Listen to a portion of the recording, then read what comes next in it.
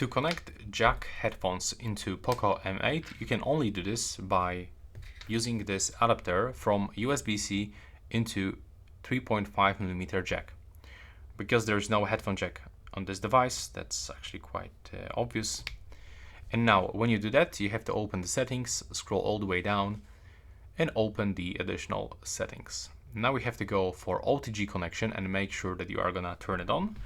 When you turn on the OTG connection and when your adapter is connected, you can connect your headphones or earphones. There we go. And now when we change the volume or when we open the quick center, we can find that headphones icon, which means that we are successfully connected. Now we can also find this headphones icon at the top on the status bar. When I'm gonna unplug it, then it will actually change for the speaker, which means that right now we are on the internal speaker of this phone.